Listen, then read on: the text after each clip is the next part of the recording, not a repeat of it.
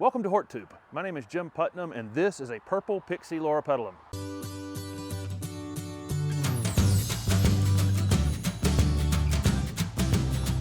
This is the Evergreen Dwarf, purple foliaged, pink flowering, purple Pixie Loropetalum. Purple Pixie is a dwarf weeping Loropetalum. This thing will only reach between 1 and 2 feet in height and maybe 3 to 5 feet in width if you let it, but that's easily controlled.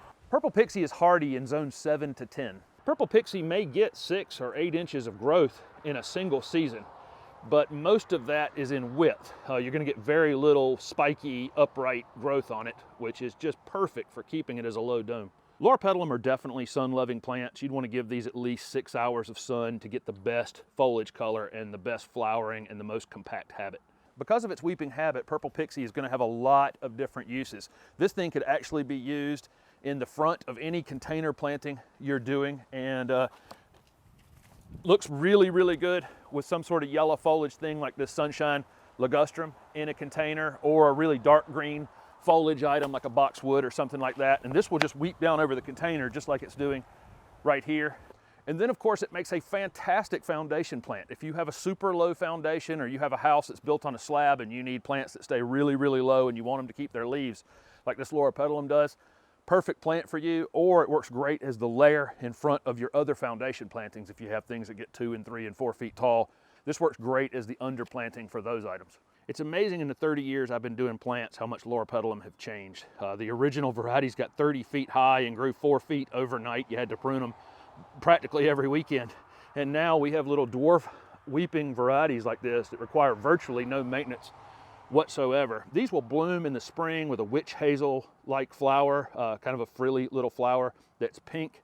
And then they'll repeat that in the fall. They do it on temperature change, which is really, really nice. Of course, they're evergreen. The new foliage right here is kind of a lighter purple color, and it really contrasts with that interior color. That's another change that's really happened on Loropetalum. The old purple varieties were always green in the middle, and just the new growth was purple. These new hybrids like this are purple throughout the plant. I have videos on my YouTube channel for planting in different soil types. These Loropetalum aren't particularly finicky. They can be a little brittle when they're small, so when you take it out of the pot, just kind of be careful with that. Put your hand on top of the soil and flip it over and pull the container off that way, and you should be good to go on that. Don't bury anything that's not buried when you purchase it. Make sure you can kind of still see the top of the soil as it is in the container, and don't over mulch it. This plant would not like to be buried in mulch at all. The first year your Loropetalum's in the ground, you want to keep a close eye on it. Put your finger down near the base of it, maybe an inch down. See if it's moist. If it is, leave it alone. Let this plant become slightly dry in between waterings. When you water it, saturate the entire area around it really, really well, and then let it dry out again. These are very drought tolerant.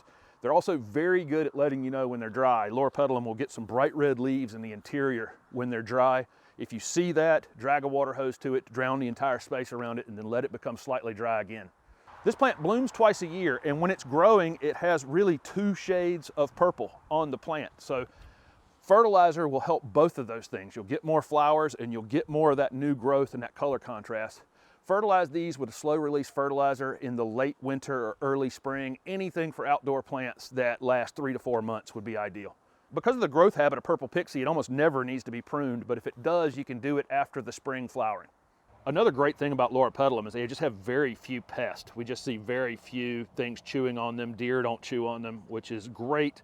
They are susceptible to root rot if you put them in a space that just stays wet all the time or plant them too deep. So if you think the place is going to be moist, just elevate them some when you plant them. And definitely don't over mulch them, because that could keep the soil too wet. So what are you waiting for? I'm confident that you can grow the dwarf weeping Purple Pixie Loropetalum. Thank you very much for watching my video, and don't forget to subscribe to my YouTube channel for future videos.